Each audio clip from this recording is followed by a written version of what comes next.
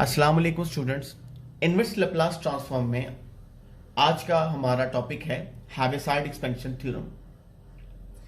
हैविसाइड expansion theorem की statement है, if m of s and n of s are polynomials of degree m and degree n respectively, where m is less than n and n of s has n distinct zeros alpha 1, alpha 2, alpha 3 up to so on alpha n, and zeros of n of s are not the zeros of m of s, then Laplace inverse m of s over n of s is equal to summation I from 1 to n m of alpha I e raised to alpha I t divided by n prime at alpha I।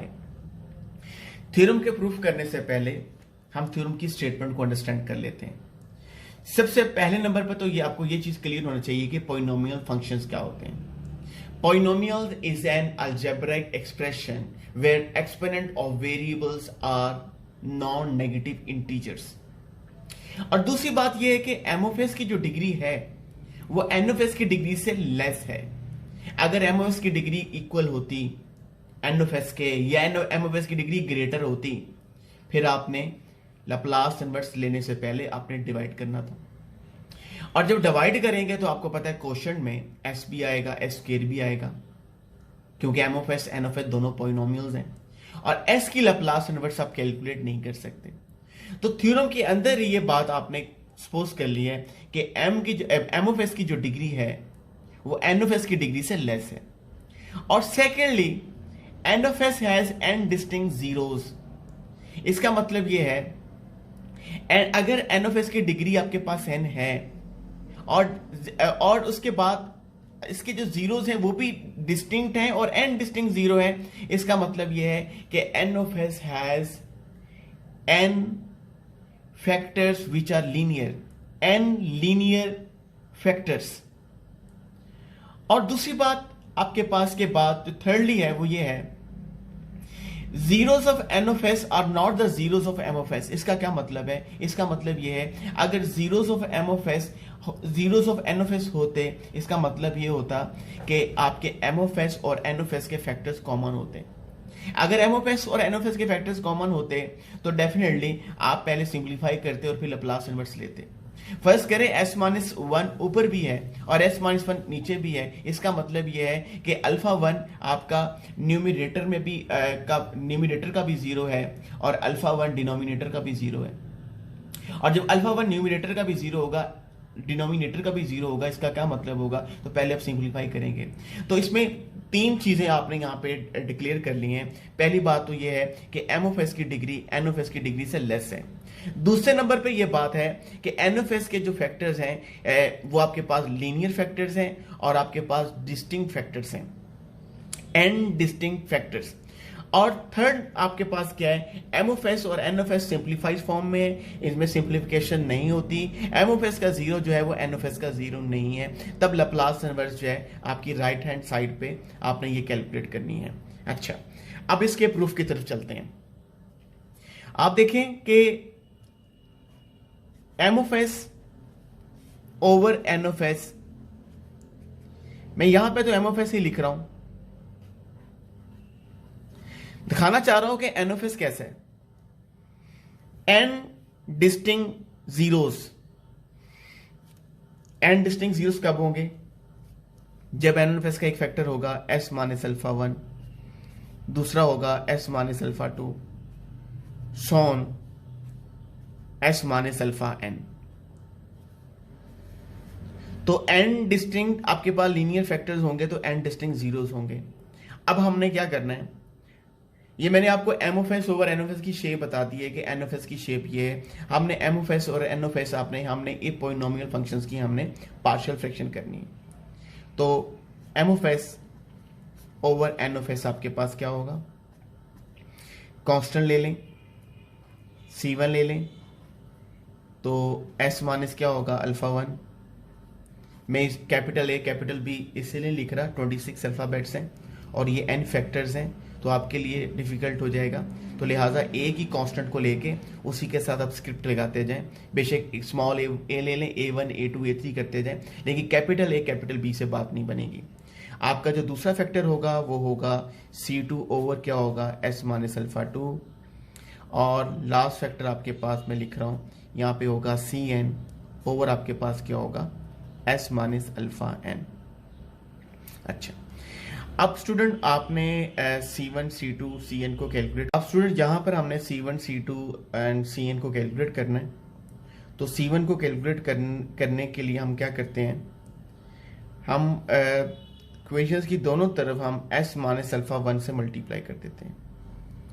तो S minus alpha 1 से multiply करेंगे तो यहाँ पर आपके पास आ जाएगा S minus alpha 1 into M of S over N of S.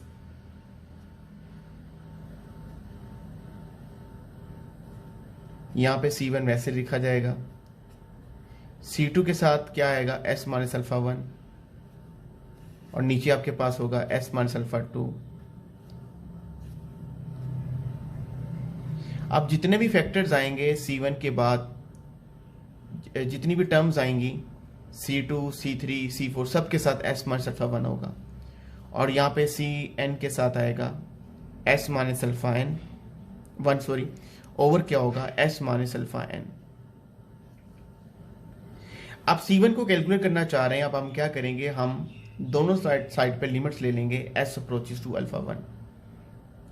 तो जब राइट हैंड साइड में मैं पहली टर्म को अगर छोड़े यहां से, तो जब S अप्रोचेस टू अल्फा 1 होगा तो आपके पास C2 के साथ कॉफिशिएंट जो होगा 0 हो जाएगा, C3 के साथ कॉफिशिएंट 0 हो जाएगा, Cn के साथ कॉफिशिएंट 0 होगा। और जब लिमिट आप लेंगे, यहां पे लिखता हूं applying limit S approaches to alpha 1, और जब S अप्रोचेस टू अल्फा 1 होगा तो लेफ्ट साइड पे आपके पास क्या रह जाएगा, सॉरी राइट साइड पे C1, और यहां पे आपके पास होगा limit S approaches to alpha 1 S minus alpha 1 over M of S divided by N of S। आप देखिए लिमिट आप डायरेक्टली नहीं अप्लाई करेंगे, आपने डीएल हॉस्पिटल रूल पढ़ा हुआ है। अगर आप लिमिट अप्लाई करते हैं तो आप नोट करें कि आपकी 0/0 फॉर्म बनेगी। आप 0/0 form S approaches to alpha 1 करेंगे तो ये आपका, क्योंकि S की जगह पे अल्फा 1 होगा तो ये 0 होगा, तो न्यूमरेटर सारा 0 हो जाएगा। और क्योंकि N ऑफ S का आपको पता है कि N ऑफ S का स्ट्रक्चर क्या है, N ऑफ S का एक फैक्टर S माइनस अल्फा 1 है, और जब डिनोमिनेटर में S अप्रोचेस टू अल्फा 1 होगा तब डिनोमिनेटर भी 0 हो जाएगा। तो आपके पास जो फॉर्म होगी वो आपके पास 0/0 फॉर्म होगी, और जब 0/0 फॉर्म होती है तो पहले आपने सिंप्लीफिकेशन करना है। 0/0 फॉर्म कब होती है, 0/0 फॉर्म उस वक्त होती है जब आपके पास एटलीस्ट वन फैक्टर जो होता है लिमिट पर, एक फैक्टर न्यूमरेटर और डिनोमिनेटर में क्या होता है, कॉमन होता है। अब हम definitely DL hospital rule use करेंगे, न्यूमरेटर का भी डेरिवेटिव लेंगे सेपरेटली, डिनोमिनेटर का भी लेंगे, और फिर लिमिट को देखेंगे कि क्या अब भी क्या 0/0 फॉर्म है या नहीं है। अब डेरिवेटिव आपको पता है कि S माइनस अल्फा 1 भी S का फंक्शन है और M ऑफ S भी S का फंक्शन है, और जब न्यूमरेटर का डेरिवेटिव लेंगे तो आप लोग यहाँ पे प्रोडक्ट रूल लगाएंगे, और प्रोडक्ट रूल ऑफ डेरिवेटिव भी आप कर सकते हैं। अब ऐसा भी कर सकते हैं आप इनको दो डिफरेंट फंक्शन में। अब स्टूडेंट यहाँ पे C1 को कैलकुलेट करने के लिए हमने डीएल हॉस्पिटल रूल यूज करना है। न्यूमरेटर और डिनोमिनेटर का हमने डेरिवेटिव जो है वो सेपरेटली लेना है, लेकिन एक बात अगर आप स्टेप कर लें तो ज़्यादा कन्वीनियंट होगा आपके लिए। S minus alpha 1 over N of S आप अलग करते हैं, और M ऑफ S आप अलग लिखते हैं, और लिमिट आपके पास क्या है, लिमिट आपके पास है S अप्रोचेस टू अल्फा 1, और राइट हैंड साइड पे क्या है C1। आपको पता है कि अगर दो फंक्शन मल्टीप्लाई हो रहे हो तो लिमिट जो है वो आपके पास दोनों फंक्शन में इंडिविजुअली अप्लाई हो जाती है। M ऑफ S पे लिमिट अप्लाई होगी क्योंकि M ऑफ S पे ये तो सिंपल फंक्शन आपके पास है, डिनोमिनेटर इसका 1 है, तो डायरेक्टली आप limit S approaches to alpha 1 M of S में प्लॉट करते हैं, तो ये तो आपके पास हो जाएगा एम ऑफ अल्फा 1, और यहाँ पर आएगा limit S approaches to alpha 1 S minus alpha 1 over N of S is equal to C1। अब यहां पे रूल लगाएंगे डीएल हॉस्पिटल रूल, तो आपके लिए ज्यादा आसान होगा। अदरवाइज अगर आप डायरेक्ट यहां पे लगा लेते तो आपके लिए फिर न्यूमिनेटर में आपको प्रोडक्ट रूल ऑफ डेरिवेटिव लगाना पड़ना था। तो आपने एक लिमिट की डेफिनेशन यूज की है, आपके लिए C1 को कैलकुलेट करना आसान हो गया। अब s का s माइनस अल्फा 1 का डेरिवेटिव s के रिस्पेक्ट तो 1 होगा, तो यहां पे रह जाएगा 1, और एन ऑफ एस का जो डेरिवेटिव है वो एस के रिस्पेक्ट उसकी रिप्रेजेंटेशन जो होगी वो एन प्राइम ऑफ क्या होगा एस, और लिमिट आपके पास क्या होगा एस अप्रोचेस टू अल्फा 1, और ये इक्वल टू आपके पास क्या C1।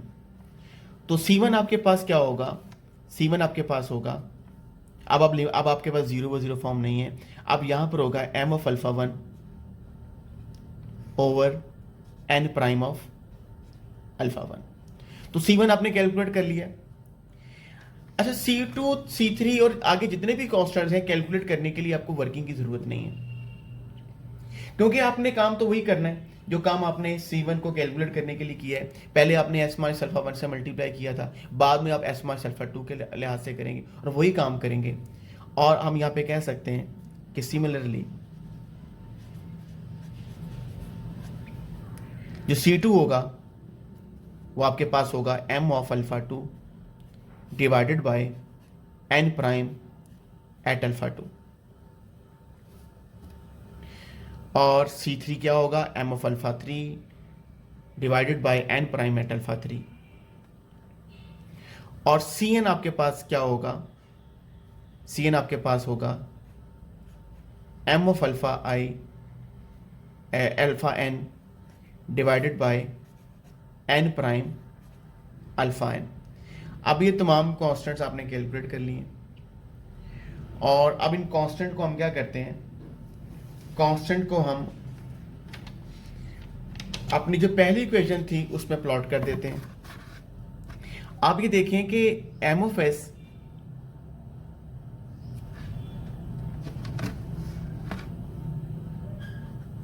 Over n of s, C1 आपके पास क्या आया था, C1 आपके पास आया था m of alpha 1 over n prime eight alpha 1, और पहला फैक्टर आपके साथ डिनोमिनेटर में था वो s माइनस अल्फा 1 था। C2 आपके पास क्या था, m of alpha 2 n prime eight alpha 2 s minus alpha 2, और Cn आपके पास क्या था, m of alpha n prime eight alpha n, और यहां पर क्या होगा s माइनस अल्फा n होगा। आप स्टूडेंट सिमेट्री ऐसी है कि आप इसको समेशन फॉर्म में लिख सकते हैं। समेशन फॉर्म में जब लिखेंगे तो आपके पास क्या होगा, सिग्मा, यहां पे आपके पास क्या होगा i फ्रॉम 1 to n, यहां पे आपके पास होगा m of alpha i divided by n prime eight alpha i और s माइनस अल्फा i। अब आप ये देखें कि अगर आप i को 1 देंगे तो आपकी फर्स्ट टर्म बन जाती है m of alpha 1 n prime alpha 1 s minus alpha 1, और सिमिलरली i को 2 दें सेकेंड टर्म, और i को n वैल्यूज दें तो आपकी लास्ट टर्म बन जाती है। अब यहाँ पे स्टूडेंट्स आप लैप्लास इनवर्स अब अप्लाई करेंगे, तो लैप्लास इनवर्स आप दोनों साइड पे लिखते हैं, Laplace inverse m of s over n of s। Laplace inverse जब राइट साइड पे अप्लाई होगा तो ये स्टेप मैं डायरेक्ट लिख रहा हूँ, सिग्मा भी लैप्लास इनवर्स से पहले अब लिखा जाएगा, m ऑफ अल्फा i ये भी आपके पास कांस्टेंट है क्योंकि आप उसमें m ऑफ s में s की जगह पे आप अल्फा i रिप्लेस कर रहे हैं, और n प्राइम अल्फा i भी आपके पास कांस्टेंट है। तो आपके पास होगा क्या, sigma i from 1 to n m of alpha i divided by n prime alpha i Laplace inverse 1/s minus alpha i. और लास्ट स्टेप आपका क्या होगा, summation i from 1 to n m of alpha i divided by n prime alpha i. और आपने पढ़ा हुआ है कि s minus 1/s minus a की जो प्लस होती है वो e⁻t होती है। तो अब a की जगह पे आपके पास अल्फा आई आ रहा है, तो इसकी लप्लास इनवर्स क्या होगी, 1/s माइनस a की जो लप्लास इनवर्स होती है वो e⁻t होती है। तो 1/s माइनस अल्फा आई के जो लप्लास इनवर्स होगी वो होगी e⁻t। तो थ्योरम का फर्स्ट पार्ट आपने कंप्लीट कर लिया। थ्योरम की स्टेटमेंट क्या थी, ये आपके सामने मैं दोबारा से स्टेटमेंट लिख दी है। और लैप्लास इनवर्स आपके पास m(s) ओवर n(s) का क्या है, i from sigma i from 1 to n m of alpha i over n prime eight alpha i e⁻अल्फा it। अब ये था थ्योरम का केस नंबर 1। अब हम करेंगे इसका केस नंबर 2। अब हेविसाइड एक्सपेंशन थ्योरम का केस बी है। If n(s) has repeated roots of multiplicity n, then the corresponding formula is Laplace inverse m(s) over n(s) summation I from 1 to n 1 over I minus 1 factorial limit s approaches to alpha 1 I minus 1th derivative with respect to n of s minus alpha 1 raised to n multiply m(s) over n(s multiply e⁻alpha 1t over n minus I factorial multiply t raised to n minus I। तो students अब n(s) पहले ये था कि n(s) has n distinct zeros, लेकिन अब आपके जो n(s) की डिग्री n है और n(s) में जो रूट्स हैं उसकी मल्टीप्लिसिटी n है। अब स्टूडेंट्स m(s) ओवर n(s), अब n(s) का स्ट्रक्चर क्या है, पहले n(s) था s minus alpha 1 s minus alpha 2 so on s minus alpha n। अब n(s) है s minus alpha 1 power n, यानी कि जो अल्फा 1 है ये आपके पास जो n(s) का रूट है और इसकी मल्टीप्लिसिटी कितनी है, इट हैज n मल्टीप्लिसिटी। तो अभी भी वही पार्शियल फ्रैक्शन आप करेंगे और पार्शियल फ्रैक्शन क्या होगी, m(s) ओवर n(s) की। यहां पे आपके पास जो कि पावर n है, तो केस बी हम लगाते हैं पार्शियल फ्रैक्शन का। तो सबसे पहले यहां पर आप कांस्टेंट ले लें, तो डिनोमिनेटर में आपके पास आएगा s माइनस अल्फा 1 पावर क्या होगा n। तो यहाँ पे जो कांस्टेंट लगाएं उसके साथ कोई n यूज कर लें, यहाँ पर क्या होगा dn, यहाँ पे आपके पास होगा dn minus 1 s minus alpha 1 की पावर आपके पास क्या होगी n माइनस 1 अप टू सोन। यहाँ पे आपके पास होगा d1 और डिनोमिनेटर में होगा s माइनस अल्फा 1। अब आपने स्टूडेंट्स सबसे पहले dn को कैलकुलेट करना है। उन्हीं स्टेप्स के ऊपर आप पूरी इक्वेशन को s minus alpha 1 raise to n से मल्टीप्लाई करते हैं, और जब आप मल्टीप्लाई करेंगे यहाँ पे आपके पास आ जाएगा s minus alpha 1 raise to n into m(s) over n(s), और ये आपके पास होगा dn, डिनोमिनेटर से s minus alpha 1 raise to n खत्म हो जाएगा। dn माइनस 1 के साथ क्या रह जाएगा, dn माइनस 1 के साथ रह जाएगा s minus alpha 1 raise to आपके पास n होगा रेज टू 1, क्योंकि s minus alpha 1 raise to n से मल्टीप्लाई करेंगे तो सिर्फ dn माइनस 1 के साथ s minus alpha 1 raise to 1। इसी तरह से dn माइनस 2 के साथ क्या रह जाएगा, s minus alpha 1 square up to सोन। d1 के साथ आप क्या लिखेंगे, एस माइनस अल्फा वन जो होल पावर होगी, जब n से मल्टीप्लाई करेंगे तो यहां पे आपके पास आ जाएगा n माइनस वन। तो आपने पहले तो सिंपल पार्शियल फ्रैक्शन की है, और पार्शियल फ्रैक्शन करने के बाद आपने पूरी इक्वेशन को s minus one, s minus alpha one raise to n से मल्टीप्लाई कर दिया। देखें आपका यहाँ पे dn तो बहुत ही आसानी से कैलकुलेट हो जाएगा। जब आप dn कैलकुलेट करेंगे तो आपने सिर्फ लिमिट लेनी है, limit s approaches to alpha one. और लिमिट आप ये देखें,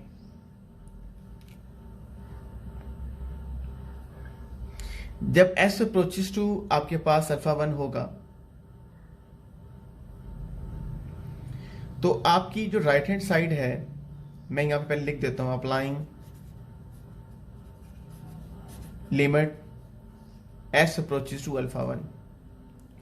जब आप लिमिट अप्लाई करेंगे स्टूडेंट्स तो आपकी राइट हैंड साइड से सिर्फ dn यूं dn हमारे पास होगा limit s approaches to alpha one s minus alpha one raise to n m of s over n of s। Left hand side को मजीद सिंप्लीफाई नहीं करेंगे, dn हम यहीं से लिखेंगे। अब देखिए dn तो आपने कैलकुलेट कर लिया, अब आपने यहाँ पर dn माइनस वन कैलकुलेट करना है। अब dn माइनस वन आप कैसे कैलकुलेट करेंगे class? dn minus one calculate करने के लिए आप क्या करेंगे, आप इक्वेशंस का दोनों तरफ डेरिवेटिव लेंगे, राइट हैंड साइड भी, डेफिनेटली लेफ्ट हैंड साइड भी। अब जब आप लोग राइट हैंड साइड में डेरिवेटिव लेंगे तो dn तो कांस्टेंट है, तो dn का जो डेरिवेटिव होगा वो तो जीरो हो जाएगा। तो s माइनस अल्फा वन का डेरिवेटिव सिर्फ क्या होगा, s का तो वन, अल्फा वन का जीरो, तो सिर्फ यहाँ पे जो पहली टर्म होगी वो होगी dn माइनस वन, और dn माइनस टू के साथ क्या आ जाएगा, two s minus alpha one dn minus two, और जो आखिरी टर्म है d1 के साथ जो s minus alpha one raise to one minus one है, इसका डेरिवेटिव क्या होगा, d1 n minus one into s minus alpha one raise to n minus two. और लेफ्ट हैंड साइड में आपने डेरिवेटिव सिर्फ लिख देना है, आपका डेरिवेटिव होगा d by d s s minus alpha one raise to n m of s over n of s। अब आपने लिमिट अप्लाई कर देनी है दोनों साइड पे, s approaches to alpha one, applying limit s approaches to alpha one. अब आपके पास सिर्फ dn minus one right hand side में बचेगा, बाकी तमाम भी कोफिशिएंट जो होंगे जीरो हो जाएंगे। तो dn माइनस वन किसके इक्वल होगा, limit s approaches to alpha one d over d s s minus alpha one raise to n m of s divided by n of s। Okay, अब definitely आपने dn minus two भी calculate करना है। अब dn minus to calculate करने के लिए आप क्या करेंगे, पेज के जो टॉप पे जो इक्वेशन है आप इसका एक दफा फिर डेरिवेटिव लेंगे, यानी कि पहले आपको dn मिलेगा सिर्फ लिमिट लेने से, dn माइनस वन मिलेगा एक दफा डेरिवेटिव लेने के बाद और फिर लिमिट अप्लाई करने के बाद, dn माइनस टू मिलेगा दो दफा डेरिवेटिव लेने के बाद और फिर लिमिट अप्लाई करने के बाद। और जैसे जैसे आप अगले कांस्टेंट की तरफ जा रहे हैं वैसे वैसे आपने क्या करना है, डेरिवेटिव भी लेते जाना है और बाद में लिमिट अप्लाई करते जाना है। अगेन डेरिवेटिव लेंगे, अगेन डिफरेंशिएटिंग, इसको मैं किसी भी इक्वेशन का नाम दे देता हूं, one with respect to s, तो ये तो जीरो हो जाएगा, s का वन, अल्फा वन का जीरो, तो ये होगा टू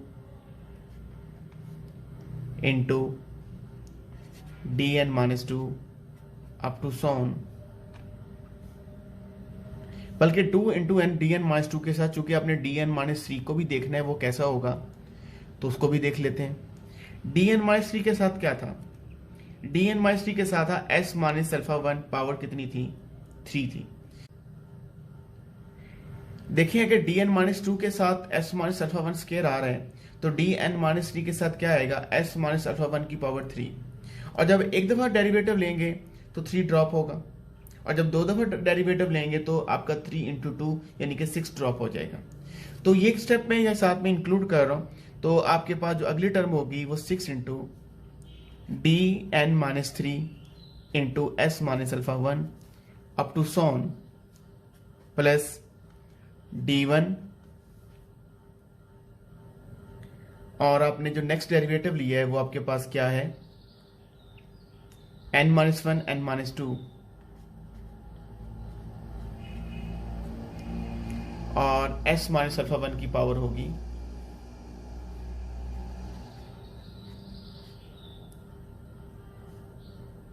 n माइनस थ्री। अब अगर अगेन राइट हैंड साइड में भी डेरिवेटिव लिख देता हूं, d2 over ds2 s minus alpha one power n m of s over n of s। अब अगेन लिमिट अप्लाई करेंगे, applying limit s approaches to alpha one, तो यहां पे तो होगा limit s approaches to alpha one d2 over ds2 s minus alpha one raise to n m of s over n of s, और यहां पे सिर्फ d, बाकी dn minus three, dn minus four, आपके पास d1, इन तमाम के coefficient 0 हो जाएंगे। सिर्फ क्या बचेगा, 2 into d n minus two. तो dn माइनस टू आप यहां पे लिखें, और यहां पे आपके पास 2 आ रहा, तो 1 ओवर 2 में लिमिट से पहले 1 ओवर 2 लिख दूंगा, तो यहां पे आपके पास आ जाएगा 1 ओवर 2। अब आप ये देखें, अब सारे स्टेप तो आपने नहीं करने, लेकिन आप एक चीज का आइडिया लें, आप जब दोबारा डेरिवेटिव लेंगे तो यहां पे तो d3 ओवर ds3 हो जाएगा, लेफ्ट हैंड साइड का तो इश्यू कोई नहीं है। लेकिन राइट हैंड साइड में आप देखें कि जब जैसे जैसे डेरिवेटिव लेते जाते हैं, हर वो कांस्टेंट जो कैलकुलेट हो चुका होता है वो डेरिवेटिव लेने के बाद 0 हो जाता है, यानी कि वो टर्म वैनिश हो जाती है, कांस्टेंट 0 नहीं होता, यानी कि आपको नया कांस्टेंट मिलने लग जाते हैं डेरिवेटिव लेने के बाद। पहले आपको dn मिला, जब डेरिवेटिव लिया तो dn 0 हो गया, dn आपका खत्म हो गया इक्वेशन से। दोबारा डेरिवेटिव लिया तो dn माइनस वन खत्म हो गया, और फिर डेरिवेटिव लेंगे तो dn माइनस टू क्या होगा, ये यहां से खत्म हो जाएगा। ये कभी भी ना देखिएगा कि शायद आप ये अपने माइंड में लेके ना, ये कि dn या dn माइनस वन की वैल्यू 0 हो रही है, ये डेरिवेटिव लेने के बाद 0 हो रहे हैं क्योंकि कांस्टेंट है, लेकिन इनकी वैल्यूज कुछ और हैं। जैसे कि dn माइनस टू की वैल्यू ये वाली है, dn माइनस वन की वैल्यू ये वाली है, dn की वैल्यू आपने पहले कैलकुलेट की है, और जब दोबारा डेरिवेटिव लेके लिमिट लेंगे तो dn माइनस थ्री तो आएगा, यहां पे आपके पास आएगा m ऑफ s ओवर आपके पास क्या आएगा, n of s, s minus alpha one raise to n, और यहां पर आएगा d3 ओवर ds3, और यहां पे आएगा 1 ओवर 6, और 1 ओवर 6 को आप लिख सकते हैं 1 ओवर 3 फैक्टोरियल। ये स्टेप जरूरी है। अगर आप ये स्टेप नहीं करते, क्योंकि ये बाद में इन्वॉल्व किया है, अगर आप ये स्टेप नहीं करते स्टूडेंट्स, देन फिर आप जनरलाइज नहीं कर सकते, क्योंकि फिर गलती क्या स्टूडेंट करता है, फिर गलती ये करता है कि शायद dn माइनस टू के साथ 1 ओवर 2 आएगा, ओके dn माइनस थ्री के साथ बगैर सोचे समझे स्टूडेंट ये कहेगा कि 1 ओवर 3 आएगा, जबकि 1 ओवर 3 नहीं आ रहा, बल्कि क्या आ रहा है, 1 ओवर 3 फैक्टोरियल आ रहा है। और इसी तरह से dn माइनस 4 के साथ क्या आएगा, dn माइनस 4 के साथ आएगा 1 over 4 factorial, d4 over ds4, s minus alpha one raise to n, m of s over n of s, और लास्ट में d1 के साथ क्या आएगा, d1 आपके पास होगा देखें D1 की जो वैल्यू होगी, अब ये देखिए कि आपका जो D1 जो था, DN, वो आपका फर्स्ट कांस्टेंट था। जो आपने DN कैलकुलेट किया, आप लिख सकते हैं कि जो DN है वो आप यहां पे लिख सकते हैं 1/0 factorial S minus alpha 1/n, कोई डेरिवेटिव नहीं था, यानी कि पहले कांस्टेंट के लिए आपने डेरिवेटिव नहीं लिया और पहले कांस्टेंट के लिए 1/0 फैक्टोरियल था। दूसरा जो कांस्टेंट था आपका वो Dn-1 था। पहला कांस्टेंट Dn, दूसरा जो कांस्टेंट था वो आपके पास था Dn-1। दूसरा कांस्टेंट था तो आपके पास यहां मैं लिख सकता हूं 1/1 फैक्टोरियल था और एक डेरिवेटिव था, यानी कि दूसरे कांस्टेंट में आपने फर्स्ट डेरिवेटिव लिया। दूसरे कांस्टेंट में फर्स्ट डेरिवेटिव और 1/1 फैक्टोरियल। जो तीसरा कांस्टेंट था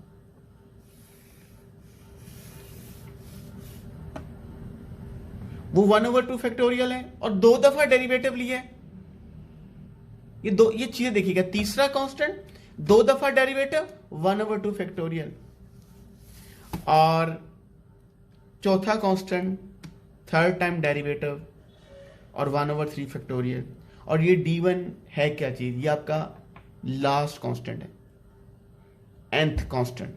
तो n कांस्टेंट के लिए आप देखें, क्योंकि आप एक डेरिवेटिव, आपने फर्स्ट डेरिवेटिव लेना शुरू नहीं किया, तो जब आप nth कांस्टेंट लेंगे तो यहां पर आपके पास होगा 1/n-1 factorial limit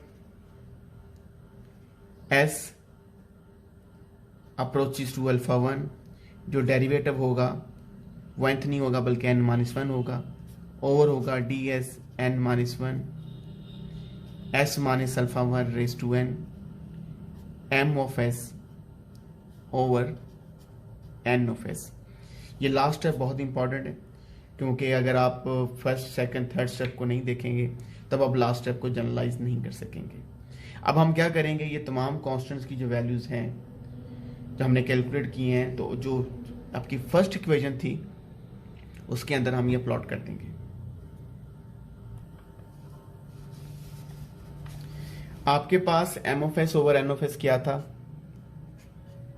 M of S over N of S. DN आपने क्या कैलकुलेट किया है, साथ साथ मैं लिखता जाऊंगा।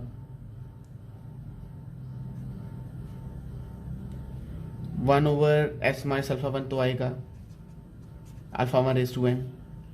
पहला जो कांस्टेंट आपके पास जो डीएन आपने कैलकुलेट किया था फर्स्टली, वो आपके पास था limit s approaches to alpha 1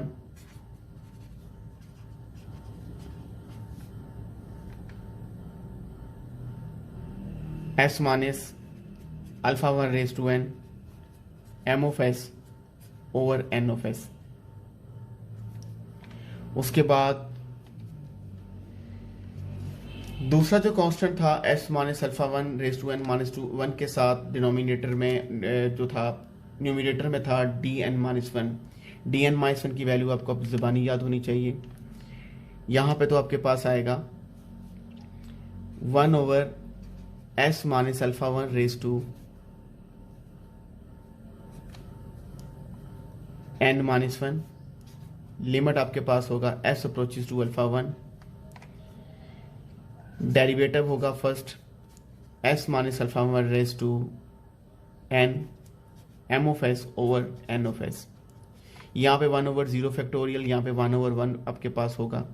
तीसरे कांस्टेंट में आपके पास तीसरी टर्म, अब ऐसे बोलता जाऊंगा, तीसरी टर्म क्या होगी, यहाँ पे आएगा 1/s minus alpha 1 raise to n minus 2। Limit आपके पास होगा s अप्रोचेस टू अल्फा 1, और सेकंड डेरिवेटिव होगा ds2 s minus alpha 1 raise to n m of s over n of s। और आपने देखा था कि जब आपने ये dn था, ये dn-1 था और ये dn-2 था। जो dn-2 की जो वैल्यू थी उसके साथ में एक कांस्टेंट लिखना चाहूँगा, 1/2 फैक्टोरियल भी आ रहा था। उसके बाद था 1/3 factorial, 1/s minus alpha 1 raise to n-3, limit s approaches to alpha 1, d3/ds3 s minus alpha 1 raise to n m of s over n of s। और जो आखिरी कांस्टेंट था वो आपको याद होगा, वो आपके पास वो था 1/n-1 फैक्टोरियल, लिमिट पहले लिख लूँ, पहले क्या था 1/s minus alpha 1, limit s approaches to alpha 1, dn-1 over ds(n-1) s minus alpha 1 raise to n m of s over n of s। ये तमाम वैल्यूज आप लोगों को यहाँ पे एक चीज़ है कि ये फर्स्ट टर्म थी, ये सेकंड टर्म थी, और ये थर्ड टर्म थी, ये फोर्थ टर्म थी, उसके बाद सोन था, और ये जो अब मैंने लिखी है ये आपके पास क्या थी, लास्ट टर्म थी। ये तमाम टर्म इसलिए लिखी हैं कि आप अंडरस्टैंड कर सकें, क्योंकि अब अभी हमने इसको लैप्लास इनवर्स नहीं लेनी, पहले हमने इसको समेशन फॉर्म में लिखना है कि समेशन फॉर्म में क्या होगा, कैसे लिखेंगे। इसकी समेशन फॉर्म होगी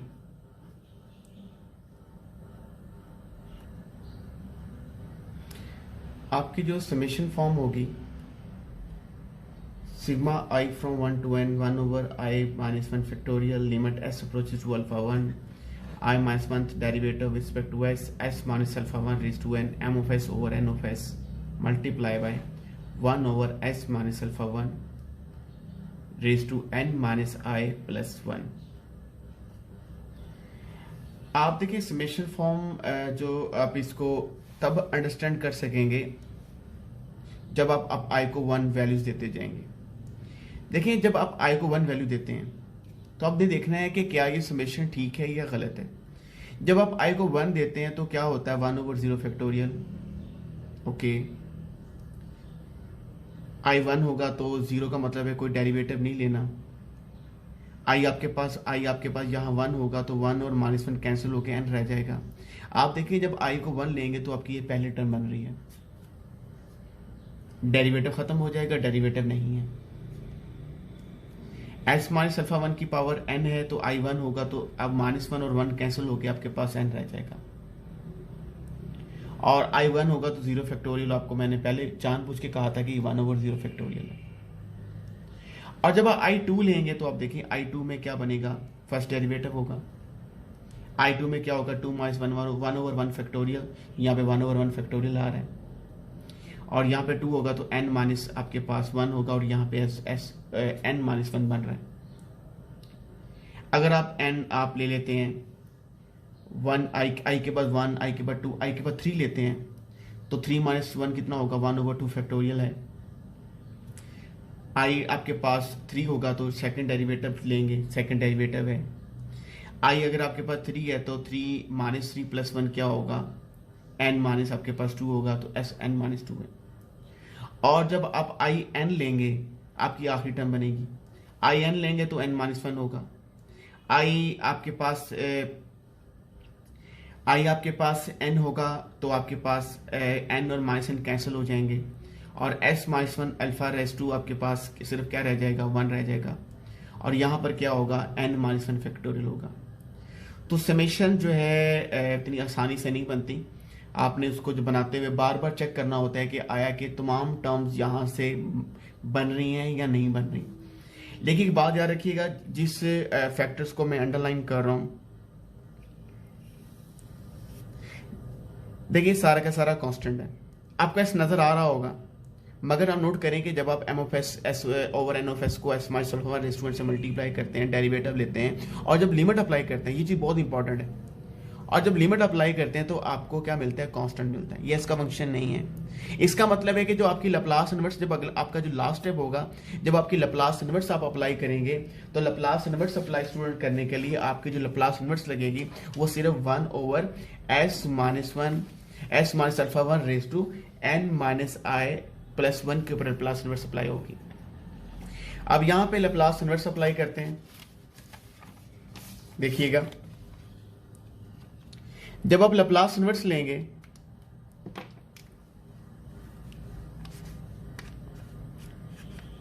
M of S over N of s की, तो ये तो सारा कांस्टेंट है, ये तो वैसे लिखा जाएगा आई फ्रॉम 1 to n